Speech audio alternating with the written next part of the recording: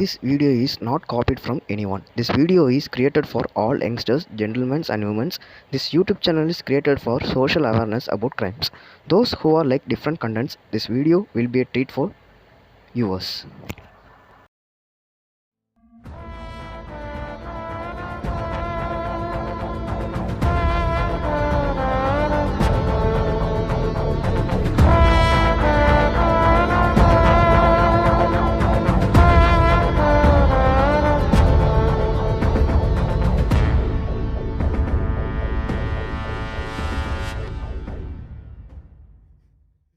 வணக்கம் யூடியூப் பார்வையாளர்களே, நான் உங்கள் ஜோக்சன். இது நம்ம சேனல் குற்ற அறிவியல்.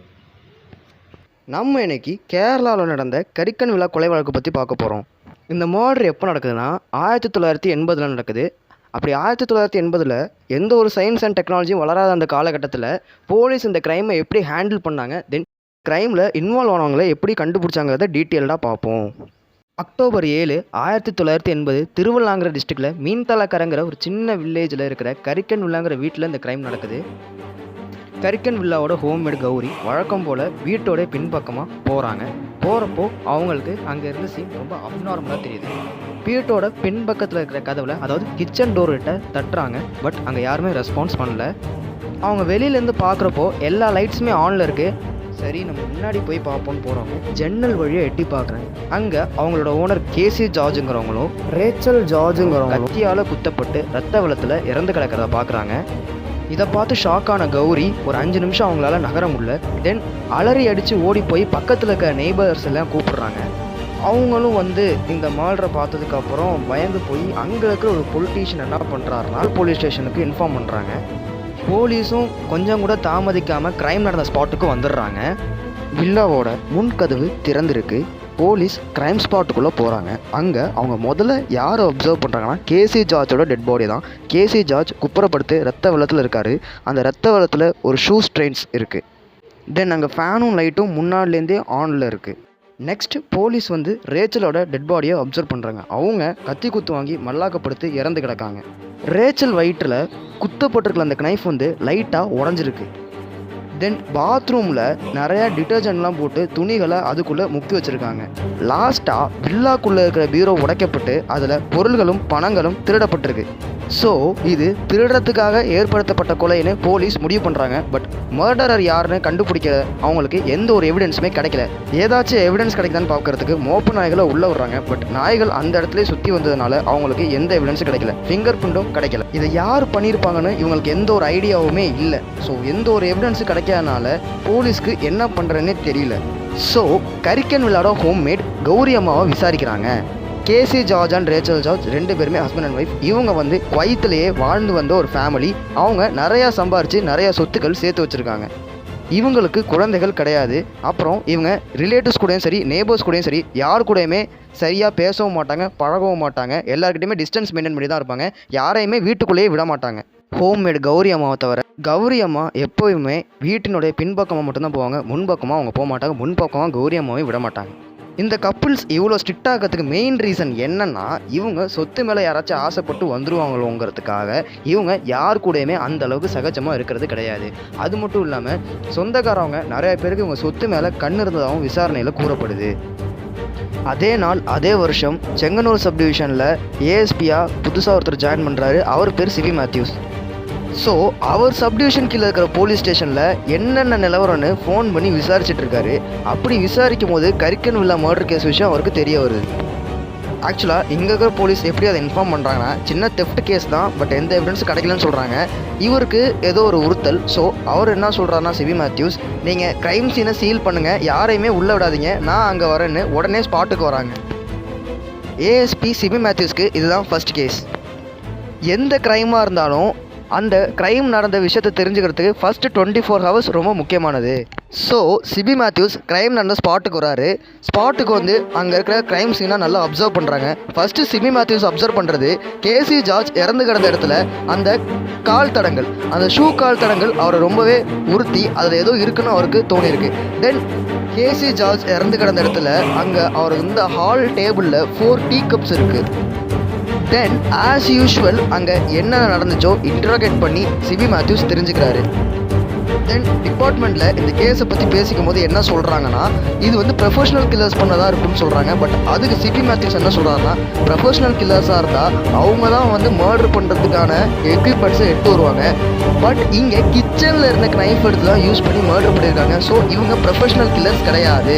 அது மட்டும் இல்லாமல் ப்ரொஃபஷனல் கில்லர்ஸ் கொண்டு வந்த எக்யூப்மெண்ட்ஸாக அவங்களே திரும்ப எடுத்து போயிடுவாங்க. எந்த ஒரு எவிடன்ஸும் இந்த மாதிரி சில்லியாக விட்டு போக மாட்டாங்க.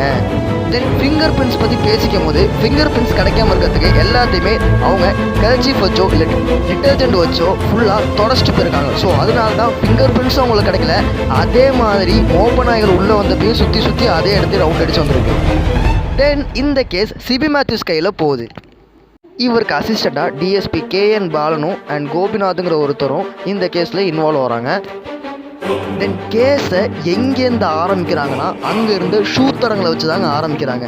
அங்கேருந்து ஷூ தடங்களோட மாடல் வந்து அப்போ இருந்த பேட்டா கம்பெனியில் இருக்கிற மாடலில் கூட கிடையாது.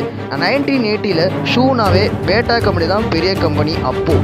ஸோ அப்போ இருந்த பேட்டா கம்பெனிலே ஷூ இந்த மாதிரி தயாரிக்கிறது இல்லை. இந்த மாதிரி மாடல்லாம் வெளிநாட்டில் இருக்கிற மாடல் தான். அதுவும் இந்த மாதிரி மாடல்லாம் யங்ஸ்டர்ஸ் தான் விரும்பி போடுவாங்கன்னு இவங்களுக்கு தெரிய வருது. அதே டைமில் அங்கேருந்து அந்த 4 டீ கப்ஸை வச்சு சிபி மேத்யூஸ் என்ன சொல்கிறாருன்னா வந்தது 4 பேர். அது மட்டும் இல்லை வந்தது இவங்களுக்கு நல்லா தெரிஞ்சவங்களாக தான் இருக்கணும். அதாவது ரேச்சல் ஜார்ஜுக்கும் கேசி ஜார்ஜுக்கும் தெரிஞ்சவங்களாக தான் இருக்கணும்னு முடிவு பண்ணிடுறாங்க. இவங்களோட க்ளோஸ் ரிலேட்டிவ் யாரோ தான் இந்த மாதிரி சம்பவத்தை பண்ணியிருக்காங்கன்னு முடிவு பண்ணி ரிலேட்டிவ் சைடு இந்த கேஸ் திரும்புறப்ப தான் இவங்க யோசிக்கிறாங்க.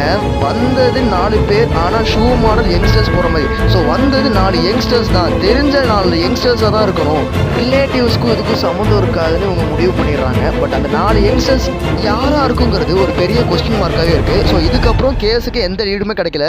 சிபி மேத்யூஸ் அண்ட் மற்ற போலீஸ் ஆஃபீஸர்ஸும் ரொம்ப டென்ஷனான ஒரு இதில் இருக்கும்போது தான் டிஎஸ்பி கேஎன் பாலன் ஒரு ஐடியா கொடுக்குறாரு. நம்ம ஏன் வந்து மறுபடியும் கௌரி அம்மாவை இன்ட்ராகேட் பண்ணக்கூடாதுன்ட்டு. அப்படி அவங்க கௌரி அம்மாவை இன்ட்ராகேட் பண்ணும்போது தான் அவங்க பெரிய ஒரு விஷயத்தை ஓப்பன் பண்ணுறாங்க. இந்த கேஸுக்கு அது பயங்கரமான ஒரு லீடாகவே இருந்திருக்கு. ஸோ போலீஸோட பாஷையில் இதை விசிட்டிங் கார்டுன்னு சொல்கிறாங்க. தென் மீடியாவோட பாஷையில் இதை சிக்னேச்சர் ஆஃப் கார்டுன்னு சொல்கிறாங்க. அக்டோபர் 6, 1980 அன்னைக்கு ஒரு 4 மணி போல் ரேச்சல் ஜார்ஜ் கௌரி அம்மா கிட்ட என்ன சொல்லியிருக்காங்கன்னா, மெட்ராஸ்லேருந்து எனக்கு தெரிஞ்ச பையன் ஒருத்தன் இன்னைக்கு வீட்டுக்கு வரான். ஸோ அவனுக்காக அவங்க ஃப்ரெண்ட்ஸுக்காகவும் டீ ப்ரிப்பேர் பண்ணி வச்சுட்டு போயிருந்து கௌரி அம்மா கிட்ட சொல்லியிருக்காங்க. இதை அவங்க முன்னாடி அவங்ககிட்ட இன்ட்ராகேட் பண்ணப்போ இந்த விஷயத்த சொல்ல மறந்ததாக சொல்லியிருக்காங்க. அட் த சேம் டைம் இவங்களுக்கு ஃபாரன்சிக்லேருந்து ஒரு ரிப்போர்ட் வருது. என்னென்னா அந்த கத்தியில் வேற ஒருவருடைய பிளட் சாம்பிளும் மிக்ஸ் ஆகிருக்குங்க. தென் மறுபடியும் அங்கே கரிக்கன் உள்ளால் இருக்கிற பக்கத்தில் இருக்கிற நெய்பர்ஸ் கிட்ட விசாரிக்கும் போது அவங்க இன்னொரு பெரிய க்ளூ கொடுத்துருக்காங்க. அது என்னென்னா ஒரு 6 மணி போல் அவங்க வீட்டுக்கிட்ட ஒரு அம்பாசிடர் கார் இருந்ததை பார்த்துருக்கதா சொல்லியிருக்காங்க.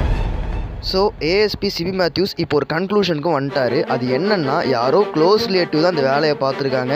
ஸோ ரிலேட்டிவ்ஸ்குள்ளே விசாரித்தா இது யாருன்னு தெரிஞ்சிரும்ட்டு என்ன பண்ணுறாங்கன்னா ரிலேட்டிவ்ஸை ஒவ்வொருத்தராக விசாரிக்கும் போது இந்த கப்புள்ஸோட க்ளோஸ் ரிலேட்டிவ் ஒருத்தரை பற்றி தெரிய வருது. அவர் பேர் வந்து ரெனி ஜார்ஜ். அவர் வந்து மெட்ராஸில் ஏரோநாட்டிக்கல் இன்ஜினியரிங் படிக்கிறதா போலீஸ்க்கு தகவல் வருது. அதே டைமில் கௌரி அம்மா வந்து சிபி மேத்யூஸ் சார்கிட்ட என்ன சொல்லியிருப்பாங்கன்னா, மெட்ராஸில் தெரிஞ்ச பையன் ஒருத்தர் வரதா ரேச்சல் ஜார்ஜ் கௌரி அம்மா கிட்ட சொன்னதாக சொல்லியிருப்பாங்க. ஸோ இவர் தான் சஸ்பெக்டாக இருப்பாரோன்னு லைட்டாக கன்ஃபார்ம் பண்ணுறாங்க. தென் ரெனி ஜார்ஜ் மெட்ராஸில் ஒரு லாட்ஜில் தங்கியிருக்கிறதா போலீஸ்க்கு இன்ஃபர்மேஷன் வருது. பட் அந்த வருஷத்தில் நம்ம தமிழ்நாடு போலீஸ்க்கும் கேரளா போலீஸ்க்கும் அந்த அளவுக்கு கான்டாக்ட் கிடையாது. ஸோ இவங்க எப்படி போய் அவங்கள பிடிக்கிறதுங்கிறத ரொம்ப டிஸ்டர்ப்டாகவே இருந்தாங்க. தென் இவங்களுக்கு ஹெல்ப் பண்ணுறதுக்கு circle inspector of Thiruvalla AK ஆச்சாரியும் then sub inspector of Thiruvalla Abdul கரீமும் வராங்க. ஆக்சுவலாக இவங்க என்ன ஹெல்ப் பண்ணுறாங்கன்னா, இவங்களுக்கு தெரிஞ்ச ஒரு ஆக்டர் மூலியமாக மெட்ராஸில் காண்டாக்ட் பண்ணுறாங்க. அந்த ஆக்டர் பேர் எம்ஜி சோமன். அவர் ஒரு படம் ஷூட்டிங் போயிருக்காரு. ஸோ அவர் மூலியமாக காண்டாக்ட் பண்ணி எம்ஜி சோமன் தமிழ்நாடு போலீஸ்கிட்ட பேசி தென் அவங்க ப்ரெஷர் கொடுத்து அவங்க ரெனி ஜார்ஜ் அண்ட் அவங்க குரூப் இருக்கிற லாட்ஜை கண்டுபிடிச்சிடுறாங்க.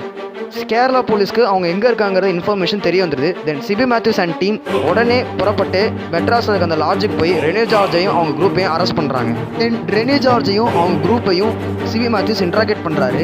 அவங்க எங்களுக்கும் இந்த கொலைக்கும் எந்த சம்மந்தமும் இல்லைன்னு சொல்கிறாங்க. சிபி மேத்யூஸ் ரெனி ஜார்ஜோட கையை பார்க்குறாரு. அவர் கையில் ஒரு சின்ன இன்ஜுரியாக இருக்குது. அந்த இன்ஜுரி எப்படி வந்துச்சுன்னு கேட்கும்போது ரெனி ஜார்ஜ் வந்து என் கையில் பீர் பாட்டில் கிழிச்சதா அவர் சொல்கிறாரு.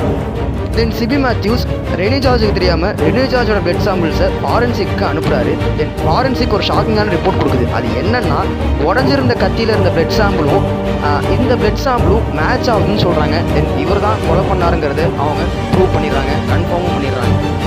ரெனே ஜார்ஜ் இதுக்கு மேலே போய் சொல்லி புண்ணியம் இல்லைன்னு அவர் நான் தான் கொலை பண்ணு உண்மையை ஒத்துக்கிறாரு. இதுக்கப்புறம் என்ன நடந்ததுங்க பார்ட் 2 வீடியோவில் பார்ப்போம். வீடியோ ரொம்ப லேட்டாக போட்டதுக்கு சாரி வியூவர்ஸ். ஆக்சுவலாக நான் ஒரு சில பல ப்ராப்ளங்களில் இருந்ததுனால என்னால் வீடியோ சீக்கிரம் போட முடியல. இல்லைனா நான் சொன்ன மாதிரியே 24th போட்டிருப்பேன். அப்படி உனக்கு 11 நாளும் என்னடா ப்ராப்ளம்னு நீங்கள் என்கிட்ட கேட்டிங்கன்னா ஜஸ்ட் இதை பாருங்கள். எவனோ ரிலேட்டிவ் பூமர் உங்கள் பையன் போகிற யூடியூப் கண்டென்ட்டுக்கு உங்கள் பையனை போலீஸ் பிடிச்சிருவாங்கன்னு சொன்னதுக்கு எங்கள் வீட்டில் கொடுத்த பகுமானம் தான் இது. அப்புறம் கன்வின்ஸ் பண்ணி இப்போ தான் வீடியோ போகிறதுக்கு டைமும் கிடச்சிது. தென் சேனல் ஆரம்பித்ததுக்கு நிறையா நெகட்டிவ் கம்ப்ளைண்ட்லாம் வந்துச்சு. பட் அதெல்லாம் எதுவும் காதில் வாங்கிக்கல. நான் பாட்டி அந்த காதில் வந்துட்டு இந்த காதில் விட்டு வீடியோ போடலான்னு வந்துட்டேன். ஒரு சில நல்லுள்ளங்கள் இந்த ரிலேட்டிவ் பூமர்ஸ் பேச்செல்லாம் கேட்காதரா, நீ வீடியோ போடுறா நான் உனக்கு சப்போர்ட் பண்ணணும்னு சொன்னீங்க. அந்த நல்லுள்ளங்களுக்கு ரொம்ப நன்றி.